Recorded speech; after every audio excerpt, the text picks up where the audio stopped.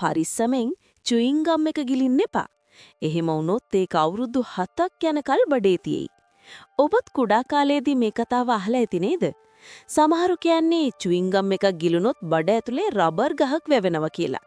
හැබැයි ඇත්තටම මේකේ කිසිම විද්‍යාත්මක සත්‍යතාවයක් තියෙනවද? නැත්නම් මේකත් හිම මිනිසා වගේ නිකම්ම ගොතපු කතාවක් විතරක්ද?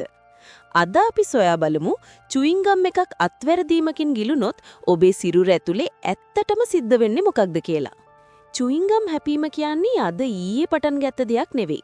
ඉතිහාසඥයින් පවසන විදිහට ගල් යුගයේ මිනිස්සු පවා ගස්වල මැලියම් ගර්ග හපන්න පුරුදු වෙලා හිටියා.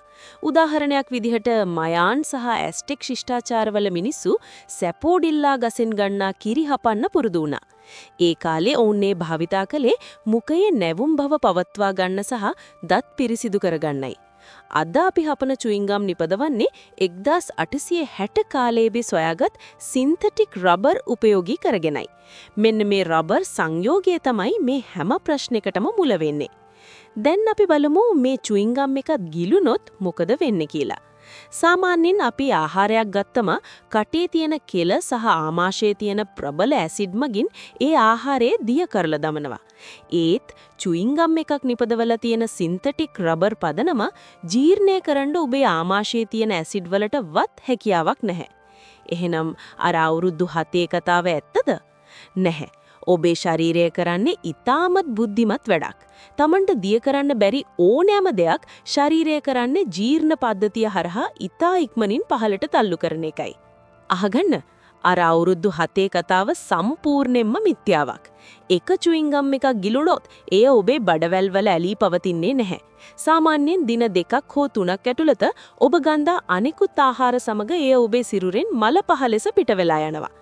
හැබැයි එක දෙයක් මතක තබා ගන්න, එක චුයින් ගම් එකක් ගිලීමෙන් හානියක් නැති වුණත් ඔබ නිතරම චුයින් ගම් ගිලනවා නම් එය ඔබේ බඩවැල් වල අවහක්සයක් ඇති කරන්න පුළුවන්.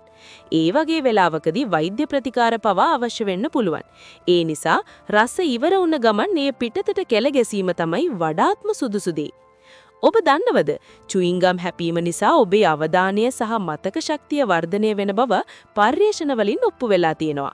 ඒ වගේම එය මානසික අස්තරය අඩු කරන්නත් උදව් වෙනවා. ඉතින් මීළඟ වතාව චුයින් ගම් එකක් හැපනකොට ඒක ගිලින්නේ නැතුව හැපන විතරක් මතක තබා ගන්න. මේ වගේ වැදගත් කරුණු තවත් දැනගන්න අපේ channel එක subscribe කරන්න. දිගටම නිරෝගී වෙන්න. නැවත හමු වෙමු. ඔබට සුබ දවසක්.